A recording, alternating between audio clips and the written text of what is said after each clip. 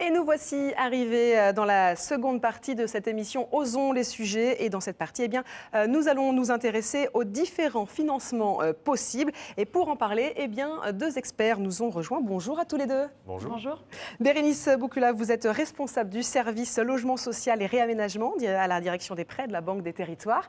Et Bruno Coquemont, vous êtes adjoint au directeur du développement à la direction des prêts de la Banque des Territoires. Également, Costa, on l'a dit, la Banque des Territoires a un nouveau mot d'ordre: diversifier vos financements. Alors pourquoi cet objectif? Le fonds d'épargne ne suffit plus? Alors se diversifier, Edwige, c'est essentiel. C'est essentiel pour accompagner les bailleurs dans leurs besoins de manière sur mesure. Donc on diversifie nos produits. C'est ce que nous avons fait au cours des dernières années. Mais se diversifier, c'est aussi savoir aller chercher quelques ressources complémentaires au fonds d'épargne pour pouvoir notamment apporter un peu plus d'enveloppes à taux fixe qui sont dans un contexte de taux bas très attendu par le secteur.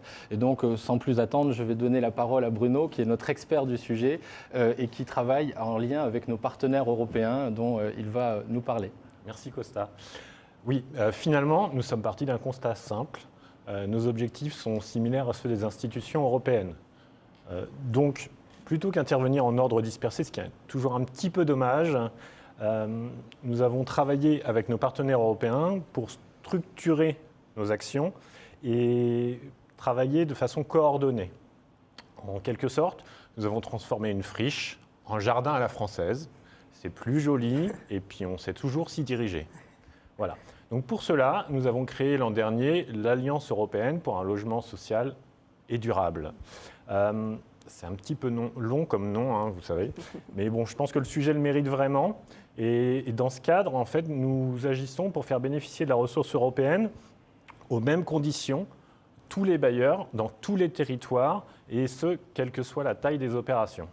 Donc juste quelques chiffres à citer. Donc, nous avons fait des financements pour l'habitat spécifique avec la CEB ou pour le prêt de haut de bilan et le prêt booster pour la construction qui est toujours commercialisé actuellement avec la BEI. Et c'est environ 2,5 milliards supplémentaires qui ont été apportés au secteur du logement.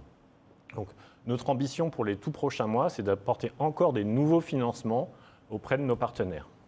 Donc, finalement, quel est le rôle de la Banque des Territoires dans tout ça?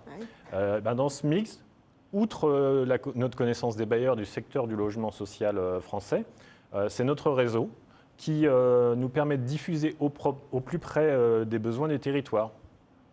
Et pour bénéficier de ces financements, alors, mesdames et messieurs les bailleurs, je vous engage à contacter vos directions régionales ou à venir sur la plateforme de la Banque des Territoires.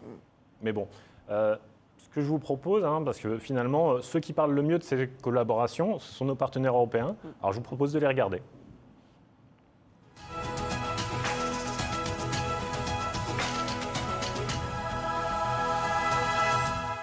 Le bâtiment, c'est 40% de la consommation énergétique en Europe. Et donc, évidemment, trouver des moyens de réduire cette consommation par l'efficacité énergétique, c'est absolument essentiel pour atteindre les objectifs climatiques européens. On a financé l'année dernière 6 milliards d'euros dans toute l'Europe pour la construction, pour la rénovation. Et notamment en France, ce qu'on a financé, c'est plutôt du logement social. L'essentiel de notre activité en France, elle est intermédiée. Et elle est intermédiée avec un partenaire essentiel pour nous, qui est la Banque des Territoires. Alors pourquoi? Parce qu'on pense qu'il faut unir nos forces et que la connaissance du terrain qu'a la Banque des Territoires est la plus utile pour essayer d'avoir le plus d'activités et d'actions possibles en matière de rénovation, et en particulier de rénovation dans le domaine du logement social. Alors, cette alliance qu'on a faite avec la Banque des Territoires, l'USH et la Banque du Conseil de l'Europe, c'est un peu l'alliance qui permet aussi d'avoir chacun apportant sa pierre dans cet édifice. La Banque des Territoires, évidemment, est un partenaire majeur du logement social en France, mais aussi l'USH, bien sûr aussi, mais aussi la Banque du Conseil de l'Europe qui a une composante depuis toujours très sociale dans ses investissements, et nous qui apportons une touche plus climat. Et donc on pense que tous ensemble, on peut avoir des effets à la fois de plus d'activité, plus de construction, et l'objectif final, c'est quand même d'améliorer le confort des habitants des logements sociaux et aussi de réduire leurs charges. Et pour ça, on a développé cette stratégie qui est le partenariat avec la Banque des Territoires, qui est devenu un partenariat majeur pour la BEI. On a effectivement un développement très important de notre action avec la Banque des Territoires. On a à peu près un volume d'activité qu'on a signé de 2 milliards d'euros pour juste cette action-là. Et donc 2 milliards d'euros, c'est des volumes importants. Ça porte effectivement sur des prêts haut de bilan, sur du logement social plus classique, si je puis dire. Je crois qu'il y a 2 leçons qui sont intéressantes pour nous. La première, c'est qu'ensemble, on va plus loin. La deuxième chose, c'est qu'on essaye d'apporter chacun aussi notre valeur ajoutée. La valeur ajoutée de la Banque des Territoires, c'est clairement une connaissance des territoires qui est inégalée en France. La valeur ajoutée de la BEI, c'est d'être capable d'apporter des projets en ayant l'expérience de tous les autres projets qu'il y a en Europe.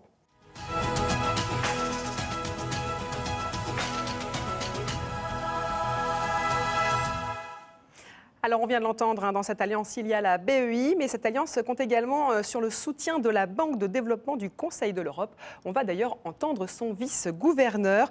Il nous parle notamment de la place du logement social et des liens qui les unissent avec la Banque des Territoires, évidemment.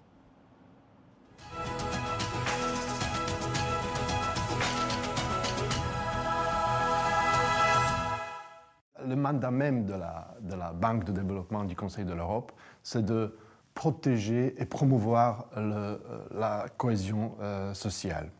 Le logement social est une partie essentielle et elle était à l'origine en fait de la création de la banque parce que justement la banque a été censée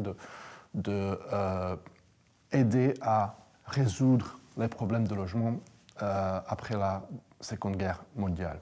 La CEP et la Banque des Territoires ont un partenariat de longue date justement pour financer l'investissement destiné à offrir des logements sociaux dans un plus grand nombre et meilleure qualité. Cette alliance qui a été créée, elle confirme le rôle principal de la Banque des Territoires dans la mobilisation des ressources européennes de la CEBE de la BEI au bénéfice d'investissements dans le logement social. Ça ne peut que continuer. Depuis 65 ans, la CEP, donc la Banque de développement social pour l'Europe, partageait son expertise pour renforcer la cohésion sociale en Europe. Elle le fait à côté de ses nombreux partenaires, notamment la Caisse des dépôts et la Banque des Territoires, pour financer l'investissement dans le logement social en France.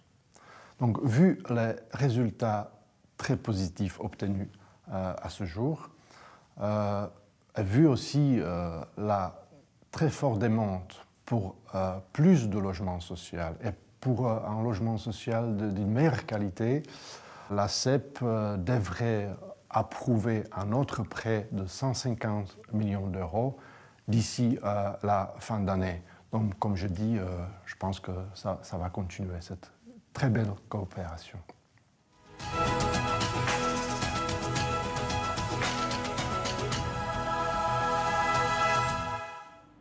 Costa, c'est une sacrée annonce que vient de faire le vice-gouverneur. Oui, tout à fait. C'est une annonce vraiment très forte qui traduit une belle marque de confiance. Nous avions déjà mis 2 enveloppes de 150 millions en faveur de l'habitat spécifique, qui est également une de nos priorités.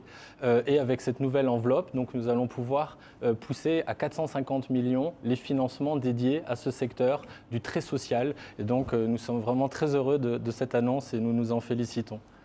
Donc Edwige, une très belle annonce effectivement et on vient d'évoquer de belles perspectives en matière de bas de bilan autour de l'enjeu stratégique du financement sur ressources européennes déployé par la Banque des Territoires. Alors je me retourne vers vous à nouveau, Pierre-Laurent. Quid de vos offres sur le haut de bilan cette fois-ci et je pense notamment aux titres participatifs? Alors la distribution des titres participatifs n'est pas encore totalement achevée, mais on peut d'ores et déjà dire que c'est un succès. Je vais y revenir. Avant cela, on peut souligner le fait que c'était une mesure très innovante pour le secteur parce que c'était la première fois qu'il était en capacité d'émettre, c'était quelque chose qui était ouvert avec la loi Elan, et aussi innovant pour la Banque des Territoires à cette échelle, avec des conditions financières qui étaient totalement inédites. Alors il y a plusieurs facteurs à ce succès, mais si je ne devais en retenir qu'un, je retiendrais celui de la co-construction du dispositif, en particulier avec la Fédération des offices HLM, qui nous a permis véritablement d'adapter parfaitement le produit aux besoins des organismes. Alors bien entendu, quand on les interroge, ils nous disent aussi que les conditions financières favorables, la souplesse de remboursement du produit, l'absence de garantie et la neutralité totale de la Caisse des dépôts dans la gouvernance des émetteurs ont été des facteurs d'attractivité très importants. Donc, au-delà du fait qu'évidemment on répondait à un besoin fort de renforcement des hauts de bilan des organismes. Alors oui, avec 1 milliard, c'est un succès. 110 organismes sont concernés, 130 émissions au total, donc c'est très conséquent. Le dispositif était organisé en 2 AMI. Donc le premier est totalement engagé. C'est plus de 660 millions de titres qui ont été émis et qui bénéficient à 64 organismes, essentiellement des OPH, puisque cette première tranche leur a été spécifiquement dédiée. Et sur les 10 prochaines années, cela va permettre d'accompagner 350 000 logements, aussi bien en réhabilitation qu'en construction. Donc c'est un impact très significatif. 350 000 logements. Et donc, du coup, Pierre-Laurent, si c'est le succès que vous indiquez, je ne résiste pas à la tentation. Quid de la 3e enveloppe ? Alors, avant de parler de la 3e enveloppe, on a déjà la 2e enveloppe qu'il faut délivrer. Donc, on a 330 millions qui sont en cours de distribution. Cette 2e enveloppe, elle est dédiée à l'effort de construction, puisqu'on a réfléchi les fonds dans cette direction dans le cadre du plan de relance. Et là encore, sur les 3 prochaines années, c'est 58 000 logements qui vont être accompagnés. La fin de cette distribution, elle est prévue pour le premier trimestre 2022. Alors, 3e enveloppe, c'est un peu tôt pour se poser la question. On va d'abord achever la distribution de cette seconde, et puis on réétudiera le point, surtout au regard des besoins résiduels que le secteur pourrait avoir en matière de haut de bilan. Bérénice Bocula, on va s'intéresser à présent au prêt sur mesure. Le secteur innove et se transforme. Alors comment répondez-vous à ces besoins avec vos produits finalement plutôt standardisés ? Alors, outre les titres participatifs dont Pierre-Laurent vient de parler, on dispose quand même de plusieurs outils sur mesure. Donc on est loin des produits standardisés complètement sur étagère. Le premier outil, c'est le réaménagement.